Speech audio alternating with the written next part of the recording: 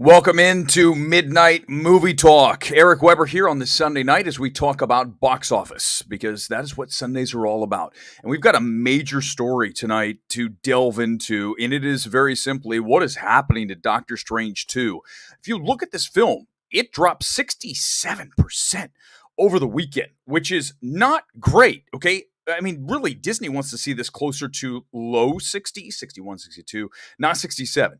And I really think we're going to go even lower than that. Now, let me pull up a tab. I'm going to show you guys. Let's go over the basics, the nuts and bolts of where this film is after weekend number 2. Right now, $688 million globally. That is what they are going to highlight. Obviously, that is the number one thing they are very happy with, is this film is almost at 700 million globally. The issue is that it is coming down quickly, okay? And as you can tell here in the press release, we got to go down. It's kind of buried in here, coming off the 11th largest opening in domestic history, which included blah, blah, blah, blah. It compares favorably to the second weekend performance of Ragnarok, Far From Home, Homecoming, all these other films. Here's the problem is that we are now comparing things to Spider-Man No Way Home when you talk about the MCU. This is not that. It's not even going to come close to what No Way Home did. No Way Home's at like a billion eight. A billion eight. This is gonna, it's not gonna get to a billion. It's just not, because right now you're looking at a 67, probably more when we get the actual tomorrow percent decrease, a decline. Now, when you look at that number, what's interesting here in the press release is they're comparing it to Spider-Man No Way Home. Here's the problem with that comparison. If you're going to do that, you've got to do apples to apples. And I know they're going to say second weekend. Here's the problem. No Way Home's second weekend was, one of the days was Christmas Eve. Another one was Christmas. When you have those two, especially Christmas Eve is not a movie-going night. So that is out. Okay. Secondly, Christmas. Most people are at home. They go to movies at the end of the day. I will give you that. But it's not the typical full wattage Saturday. A lot of people are doing other things. So if you compare the two head to head, it's a little disingenuous to throw No Way Home in there because it was over Christmas. So that's important to note. But here's what I also want to talk about. This is big, is that Batman held better. Let's look at the Batman's numbers, and you look at the second weekend for the Batman, and you're looking at a weekend of 66.5 million. This is at 61, and I'm telling you that number's going to go down. How did the Batman hold at a better percentage, at 50%? Look at this number here, minus 50.4%, 66 million. So the Batman does more business stateside in its second weekend than Strange 2. That's a problem, because that's MCU versus DCU. That's not the issue. The issue is it's a family film. I mean, well, Doctor Strange is a heck of a lot more of a family film than the Batman.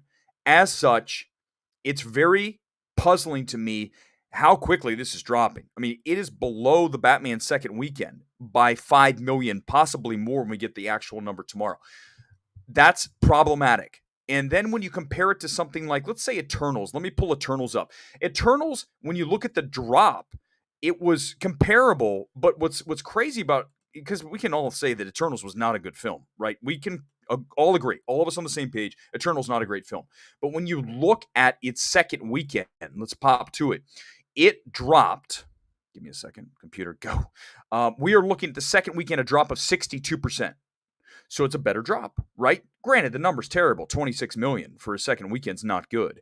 But it's still percentage-wise a better drop. So here's where we're at. We have to ask ourselves, what's going to happen next for the MCU? That is why there is so much pressure on Thor 4, okay? Thor Love and Thunder has a ton of pressure on it.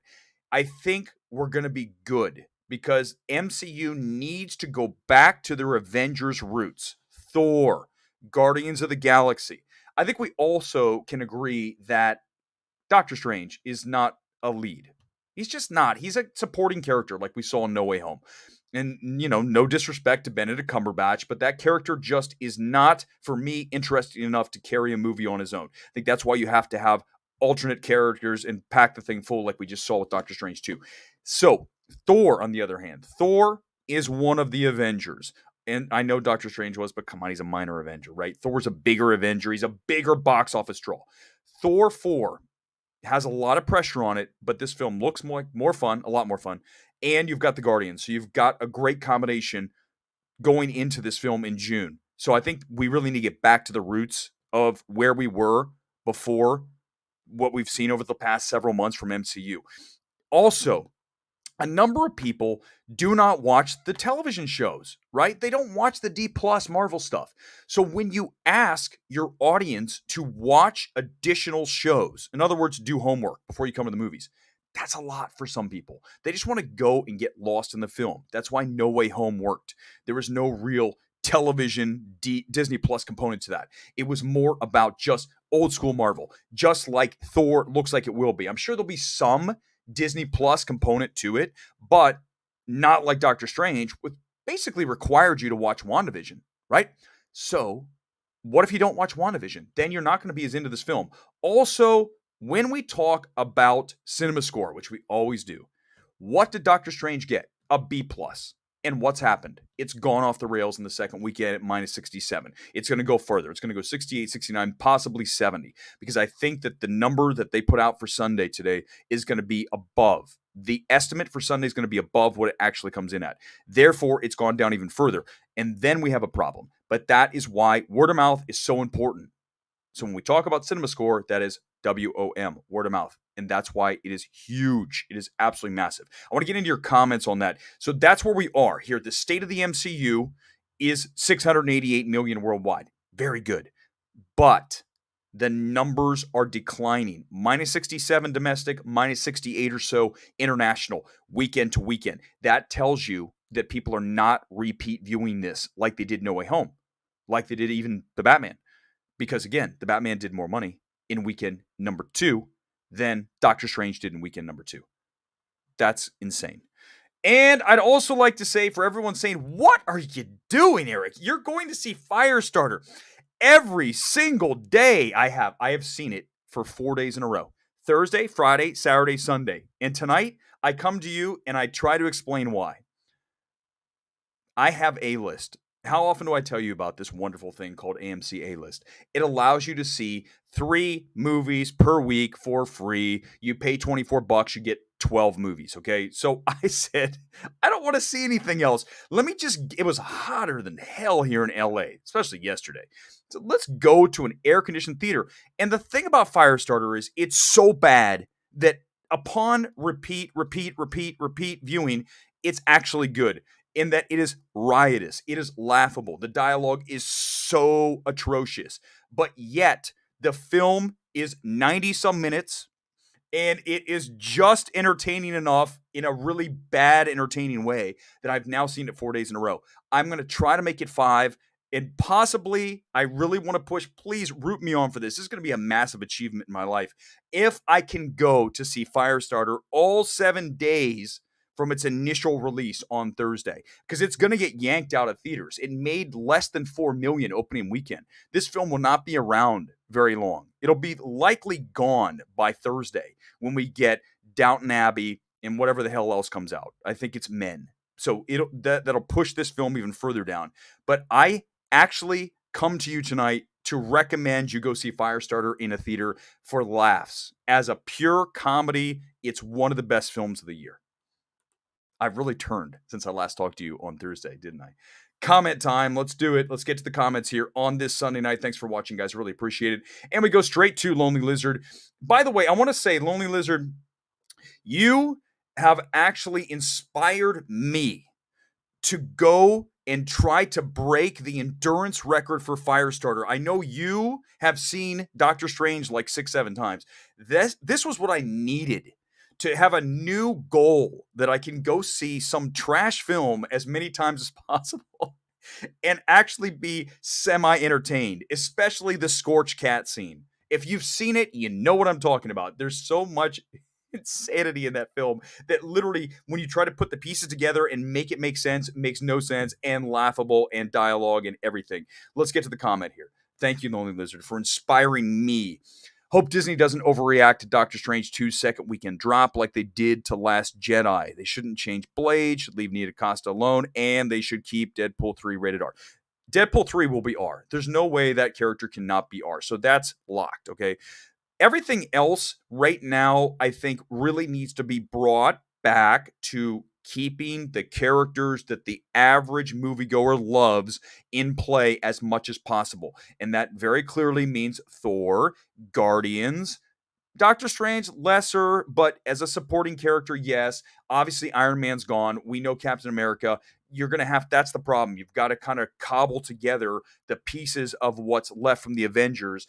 Obviously, Disney wishes they had Spider-Man. They would probably make a Spider-Man movie every 6 months. They'd say, we have the money to make Spider, and it would still sell, right? People would go see Spider-Man if it came out every 6 months. Here's another Spider-Man movie. So I don't know exactly what Kevin Feige's plan is, but I will say if I'm advising him, I'm saying pull it back, get back into the wheelhouse of the characters the average person likes. Thor, Deadpool for sure. I mean, Deadpool is absolutely a big deal. Let's go here. Back to you, Lonely Listener.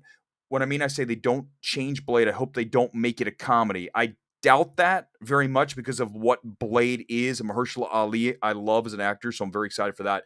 I don't think that's going to happen. I think that stays the same. Same with Deadpool. There's really no way to, change that up that much and really it'll wreck the whole thing. I don't think Kevin's that. I think he's smarter than that. All right, let's go to Aaliyah. Good evening to you. The Batman might have held better percentage and number because of femme gaze. Yeah, I mean, Pattinson, sure, absolutely. Speaking for myself, the movie did to Wanda was not cool. I agree. I don't love Doctor Strange 2. And I told you guys when I came out of that movie on Monday, when we came on here on Midnight Movie Talk, I called it. I said, this is a film that is not going to hold up. It's not going to get great reviews, and you've seen a few that like it, but in general, I listen, I will tell you, I know some of you like the film. I'm just letting you know that the average person, if I were to grab someone who saw the film, did you like it? They're going to likely say not very much. So the law of averages tells me the average person does not love this film. That's why you're seeing it drop like it did. Some of you love it. Great. Just telling you, you are in the minority. The majority of people who watched Doctor Strange 2 did not love this film. That's as simple as you can put it. So yeah, the Batman I think the Batman had a lot going for it. The timing was good, right? Remember, Omicron was wrapping down. We had No Way Home, but we had that space with nothing. And then the Batman just bam. And so that really helped that film out. Internationally, markets came back online. Also, don't forget, I think the Batman it's a cooler film. Let's just be honest with each other.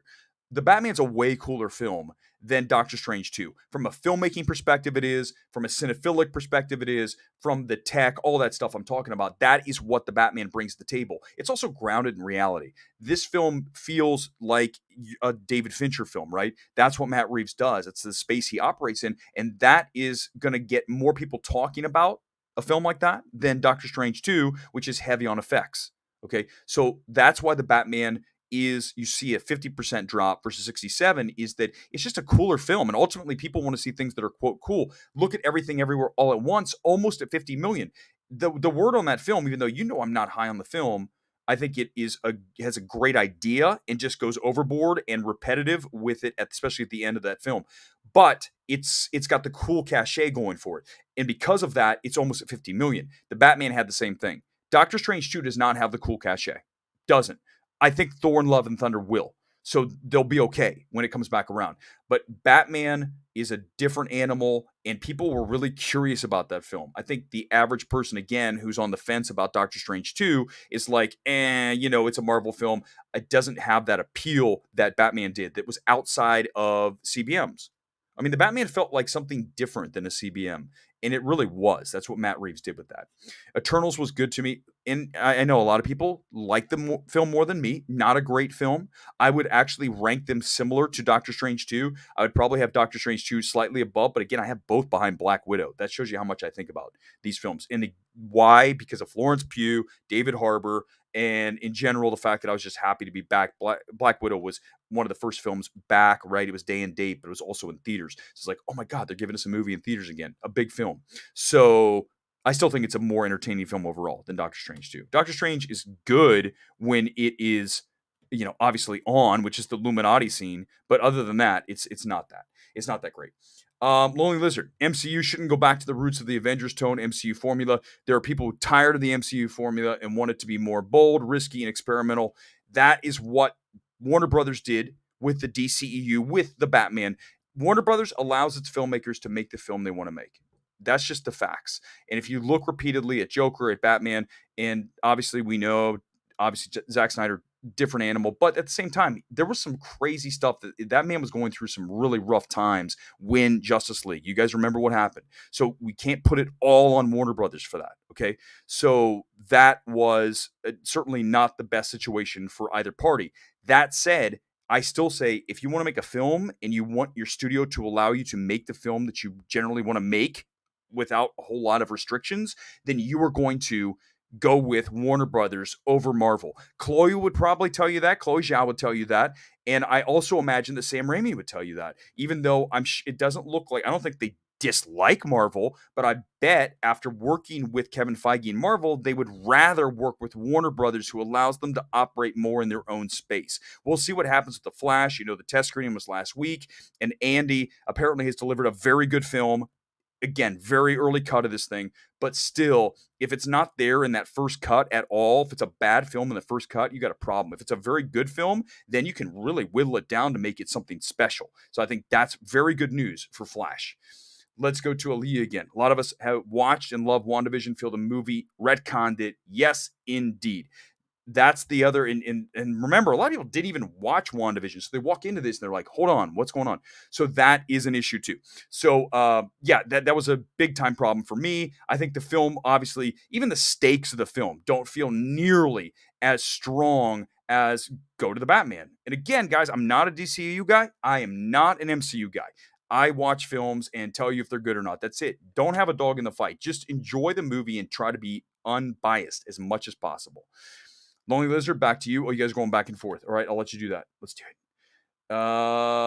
Let's see. Benjamin. Okay, here we go. Let's get Pablo. Hey, good evening to you. Here in Mexico, does not have the same impact that No Way Home had. You can really see the word of mouth having its effect. Yes. And Pablo, I know being down there, you can see it's not just there, it's everywhere, right? So this is great to hear from other places. It's got the same film, okay? It doesn't matter where you see it in the world. The film doesn't get better or worse, right? So the point is this is a mid-Marvel film.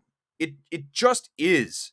Admit it, and we'll move on. Thor: Love and Thunder will be mid-plus minimum, and if it gets up to that next level, then you're talking about a film that easily gets to 1 billion. I think very clearly this is a film that's going to have a bigger opening. Thor: Love and Thunder, bigger opening, no question.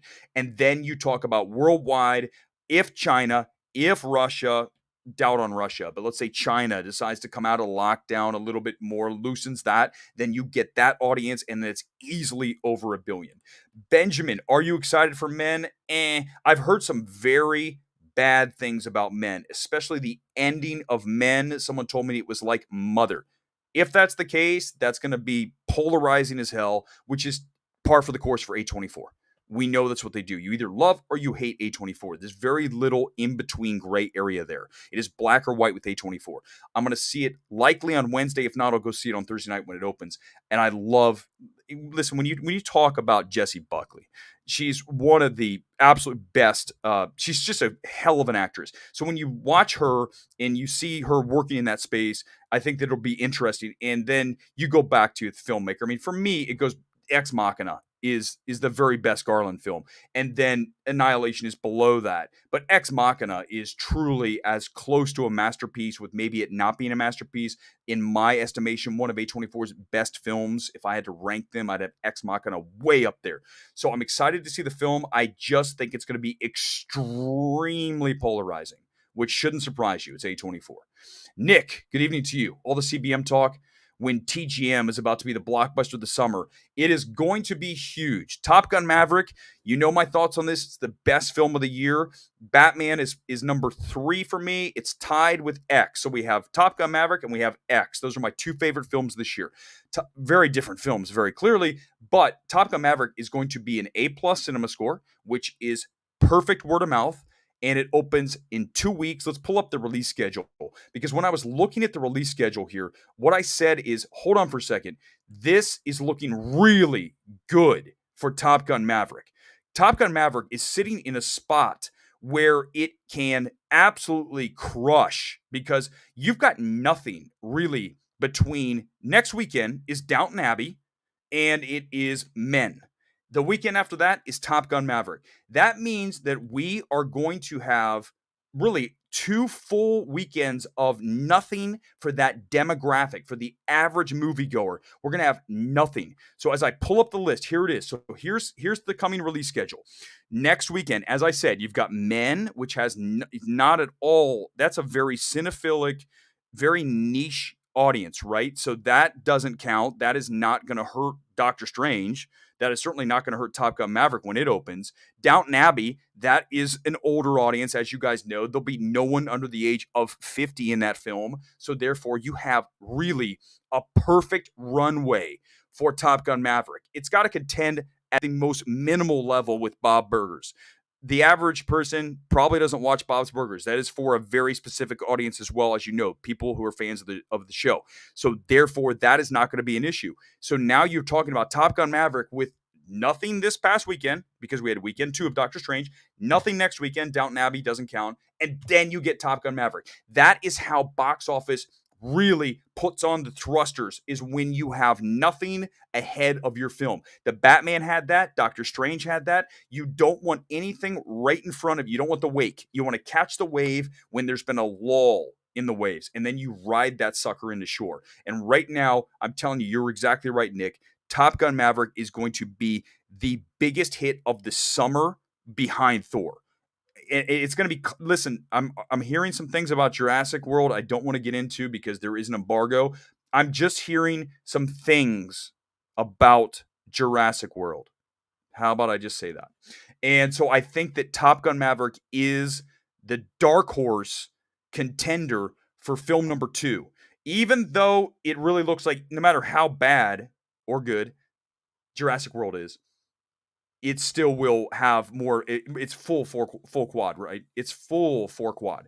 So I think that Top Gun is like 3 3/4 or 3.5, because you don't have a lot of younger kids. The key to Top Gun Maverick success is going to be very simply: do the parents take their kids? The parents who are Gen Xers like myself, do they grab the kids and say, "You're going to see Top Gun"? The kids are like, "No, I don't want to see it." If they are forced to see Top Gun Maverick, they'll love it. That's going to be huge. The Lady Gaga song is going to win Best Song at Oscars 2023. It works so well in the film when you guys see this film. And the other huge thing about Top Gun Maverick is it is a great film, legitimately great. Look at the Rotten Tomatoes score. It was in the high 90s. I imagine it still is. Let me pop that up. I mean, it was at like 98. I think there was like 1 or 2 bad reviews, which is insane to me, because I don't know how you go rotten on this film. I can understand a lot of times when a film goes rotten or fresh, I watch it and I go, it's polarized, and I get it. But then you turn around and you watch a film like Top Gun Maverick and you see something, and listen, I love Scott Mendelson, and I know Scott Mendelson, we're buddies, okay? I see Scott all the time at all the screenings here, and he comes to movie Twitter events. But I will say this, that I don't think he's right. I think he completely missed the mark on this, and that's fine. You know, people can say that about my takes. But I really feel like right now, here it is. Let's pull it up. We've got it at, share the screen. We've got it at a 90-something percentage. Let's count the negative reviews of this film. That's what I want to see. I want to see the negative reviews of Top Gun and say, what did they say about this film? Because I don't even know. I mean, I don't even understand how you could be negative on this. So it's at 97%. Okay. I really thought we'd stay at 100. It's at 97%. As such, we're going to scroll down and look for the rotten reviews only. I don't want to read the positive because there's only going to be, so we got 3 rotten reviews. One of them is Mendelson.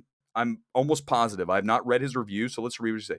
Okay, Carla Hay says it's uninspired, outdated retread of 1986 Top Gun with more implausible scenarios and with no women in military leadership positions. Top Gun Maverick, just like its main character, is stuck in a rut of reliving past glories.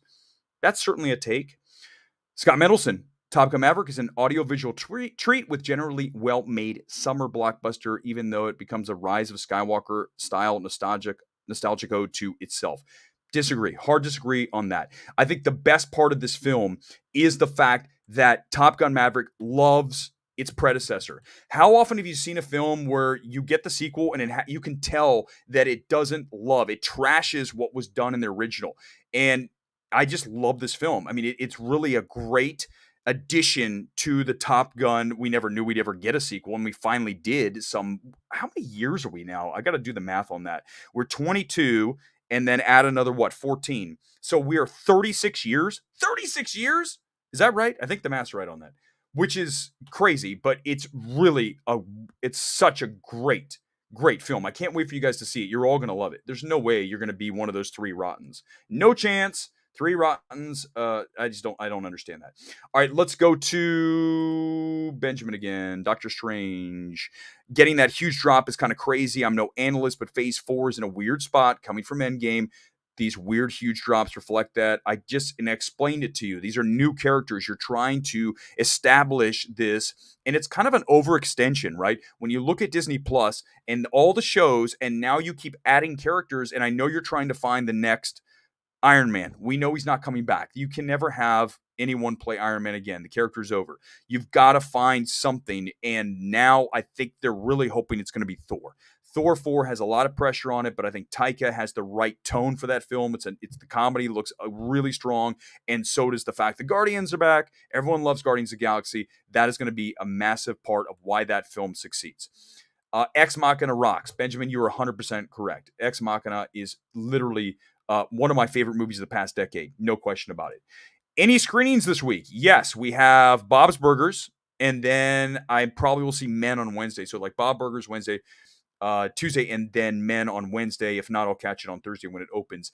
I don't expect Men to have a huge opening because it's going to be, again, massively polarizing. Whatever happens at the end of Men, it makes Annihilation look tame. And we know what happened at the end of Annihilation. If you haven't watched that, watch it. That is a mind fuck. And that didn't sit well with a lot of people. So if this film's like that, we got problems. Ex Machina, one of my favorite films of all time. Drew, you have good taste. The climax with Ben Salisbury score. Oh, so true. Chef's kiss. The movie, I haven't watched. I've only watched it one time. I saw it when it came out. Was that 2014? I believe it was 14. And it really just blew me away. I mean, this is Alex Garland. If I'm not mistaken, Alex Garland was the writer of Dredd. I got to go look. I'm pretty sure he had something to do with Dredd. I should have that in front of me. But Alex Garland is a writer. Dredd is one of the best CBMs. I'm sorry. If you're going to list comic book movies, Dredd, the 2012, or is it 13? That film in 3D, I say it all the time on this. If you guys ever saw that film in 3D, it would be in your top CBMs of all time. Lonely Lizard, back to you on this Sunday night. Thanks for watching, guys. Midnight Movie Talk with me, Eric Weber. I believe Jurassic World Dominion or Thor Love and Thunder will battle each other for the #1 box office spot of the summer. And then Pixar's Lightyear. Yeah, Lightyear will be big because it's a 4-quad family animated film. We just saw Bad Guys do really well. Animated films will do well with families that are looking for something to do over the summer. But Thor Love and Thunder is a 4-quad, all in, not Doctor Strange 2. It is as close to Avengers as we have gotten since Endgame, right? Well, No Way Home, but that's Sony. I'm just talking about Marvel, Disney. This is it. So this film is going to be their film. It's going to be the biggest film of the summer. Thor Love and Thunder over Jurassic World Dominion because of what I'm hearing about Jurassic World Dominion. Okay? That's all I can say. Let's go to Lonely Lizard again. Poor Bob's Burgers, though it might continue the trend of Fox flops for Disney, not counting successes of Ford Ferrari. Free Guy, good call on both of those. Free Guy feels like a Disney film. I'm so glad they left that film the way it was, and really it kind of saved theaters. You remember that film back in August? It opened and it had like 25 million, somewhere in the 20s, and then it held and it held and it held because word of mouth was an A+. I believe the cinema score was an A+ on Free Guy. Bob's Burgers is for a niche audience. So you have Men this weekend, niche audience, and then you have next week, we have Bob's Burgers, same thing. You're just talking about a very small piece of the pie for both those films. So we'll see how. I don't know anything about Bob's Burgers, so I'm going to try to see it on Tuesday for the press screening here in LA. I don't have any clue what the show's about. I've only seen the trailer like 150 times because it's in front of every movie I go to see these days. Bob's Burgers may flop because of $70 million budget. Oh my God. Fox, clearly greenlit that. There's no way Disney would ever do that. They're just like, okay, fine, we got to release it. It's done. We spent 70 million on it. Put it out. Seeing Top Gun Maverick next Tuesday in Dolby. Did you go to this fan screening, Nick? Because I know they had those. They're like $30. We saw them do that with Batman. Studios are smart, man. They are having people have those fan screenings like the week of, like Tuesday night when it opens on Thursday. And there's plenty of people that want to see a movie ahead of everybody else. That's what runs film Twitter, right? I saw it first. Truth be told, though, there's a lot of times I like to see the film the same night, like Thursday it opens, and then discuss it, because that way, like Top Gun Maverick, when it comes out, I will have saw it like 2.5 weeks ago. So that becomes, it's not fresh. I'll probably see it again on that Thursday because I love the film so much. But yeah, it's absolutely worth the $30. If it's $30 a ticket, it's worth it. In Dolby too. I chose Dolby over IMAX. They gave us a choice. Dolby is my choice always because sound to me is everything in a film. And the Dolby cinemas out here have huge screens. They're not small regular screen. It is a full size, almost an IMAX. And then you have a better sound system, plus you have recliners. That all is better than IMAX to me. Not saying I don't want to go to IMAX. The IMAX in Burbank is actually good. It's solid, but I still say Dolby's better. I've only said that like every single time. So I'm like, okay. I have not heard about Watcher, so I don't know, J-Chan. I got to really start looking into and at the schedule coming out. Sometimes I get so, as you guys know, look behind me, FYC screeners. Okay, my number one thing is to be an awards pundit. Okay, so I watch all the awards films, which really starts in September. That said, I'm still a movie fan. Okay, so I love to see any film, but ultimately, my bread and butter, where I really like to be, is looking at those films that come out at the end of the year, the films that are going to be up for Oscar. And we look at one of the films coming out here in a few weeks is Elvis. Elvis looks lights out. I mean, Baz Luhrmann is really one of those directors that is interesting. No matter what, you're going to get something very artistic with him, very singular vision. The problem with that film for me, as you look at it awards-wise for Elvis, is that it comes out in the summer, and it's very difficult. You guys have heard me say this before, but for those of you just joining me tonight, it's very difficult to bring a film from summer all the way through award season and all the way through to next Oscars in 2023. People forget about your film. People forgot about Rocket Man. Same thing happened to Rocket Man. I'll make it short. You know, you've heard me say this a million times, but it's the perfect example of a film that came out early in May, June, and then wasn't able to have the award success it was supposed to have because of that. So that is one of the keys. That's why you see everything come out at the end of the year that ends up in the Oscar race, because people forget. They already are on to the next thing. That said, Top Gun Maverick will be an awards film. I don't know how big a one, but sound without question, cinematography likely, song, Lady Gaga will win. She will win. Lady Gaga wins best song. It's not going to be, unless there's something that comes out that is literally tied into the film. The thing about Lady Gaga's song in Top Gun Maverick is that it's in the film. It is in the end of the film, and it fits perfectly with the conclusion of the film. Most of these songs are tacked on in the credits, right? It's like movie over, here comes the song. That's not the same to me. You have to give points to the film that the song is actually in, right? The song that the film's in, it's in the film. That's what you want to see. So that's why I think it's going to win, because it's part of the film. It's not at the end tacked on. It's literally incorporated into the film. How can DC get back on track and reach the same level of critical perception that Dark Knight trilogy had? Listen, Discovery just bought Warner Brothers. You guys know there's a huge upheaval over there. There's a lot of stuff moving. But I still think at the end of the day, the core values of Warner Brothers are to allow the art to speak for itself, to allow the director to largely get their vision. And look at Matt Reeves. Look at what we got with Joker, with Todd Phillips. These are those of you, you can say whatever you want about Joker. You can say Todd Phillips this, Todd Phillips that.